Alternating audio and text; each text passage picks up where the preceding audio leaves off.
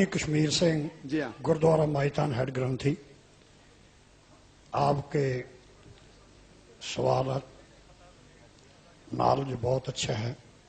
मेरा एक आपके धर्म के बारे में प्रमाणति है कि आपका धर्म हमारा धर्म शब्द का पुजारी है। आप कुरान को, हम गुरु ग्रंथ साहब को शब्द को मानते हैं और आपके ही धर्म में कुछ एक मूर्ति पूजा का भी जो विधान है नहीं है, परंतु कुछ एक आदमी ये मूर्ति नहीं बनाई कि उसकी कब्र के रूप में जो है मजार के रूप में उसको मान्यता दे दी।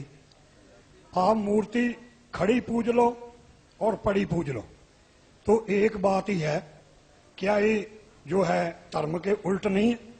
इस बारे आप रोशनी पाइए।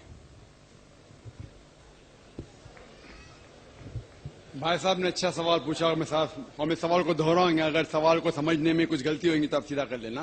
भाई साहब ने पूछा कि बुत परस्ती गलत है, उनके मजहब में भी गलत है, हमारे मजहब में भी गलत है। आप बुत को उल्टा पूजो या सीधा पूजो, तो मजहब को पूजना सही है क्या नहीं, वो आपका सवाल था। मजार पे जाना सही है क्या गलत है? भाई साहब ने बहुत अच्छा सवाल पूछा।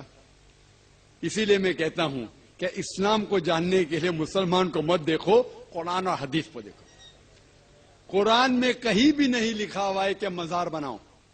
यहां तक कि अल्लाह के रसूल मोहम्मद सल्लल्लाहु अलैहि वसल्लम ने कहा कि कोई भी कब्र पक्की नहीं होना चाहिए, अगर पक्की है तो उसको जमीन से नष्ट करना चाहिए। सही बुखारी की हदीस है कि अगर कोई कब्र पक्की है तो उसे जमीन के लेवल पे लेके आना चाहिए। मजार को पूजना गलत है, हराम है। मैं जानता हूं कि कई मुसलमान अनजाने में इल्म की कमजोरी की वजह से वो मजार पे जाते हैं। और मेरा ये कहना है कि बहुत सा कल्चर जो है, ये कल्चर हमारे जिंदगी में आ जाता है।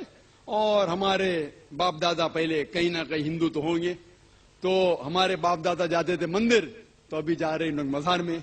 आस्ते आस्ते तब्दीली आ रही। तो मेरी दरखास्त है कि अगर आप इस्लाम, इन भाइयों से जो मजार जाते हैं, मुसलमान भाइयों, मजार पे जाना बिल्कुल गलत है। मोहम्मद सल्लल्लाहु अलैहि वसल्लम ने कहा कि आप कब्र पे जाओ।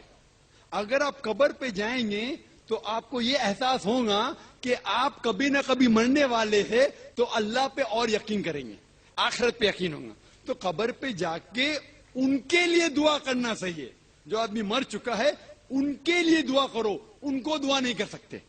You can pray for them, not to them. मतलब उनके लिए दुआ कर सकते, उनको दुआ नहीं कर सकते। आप समझ रहे? वो बेचारा शख्स मर गया है, अच्छा शख्स था, उसके लिए दुआ कर सकते, अल्लाह उसे जन्नत फिरदौस दे, उन्हें नियामत दे, उन्हें माफ करे, वो तक ठीक है। लेकिन जाके ये बोले कि मेरे एग्जामिनेशन में मेरे नंबर कम है, तो बाबा नंबर अच्छे कर लो, ये बिल्कुल हराम है। शिफा, कुरान मजीद में कम से कम 25 आयतें हैं जिसमें लिखा है शिफा। शिफा मतलब सिफारिश, वसीला हराम है। 2 आयत में लिखा हुआ है सिर्फ उनको इजाजत है जो अल्लाह ताला आखिरत में उनको इजाजत देंगे, वो मोहम्मद सल्लल्लाहु अलैहि वसल्लम आखिरत में। आज की तारीख में हम मोहम्मद सल्लल्लाहु अलैहि वसल्लम से भी नहीं मांग सकते। बाकी लोग को तो छोड़ो, संत और बाकी बाबा लोग को छोड़ो, मोहम्मद सल्लल्लाहु अलैहि वसल्लम को भी मानना हमारे लिए हराम है।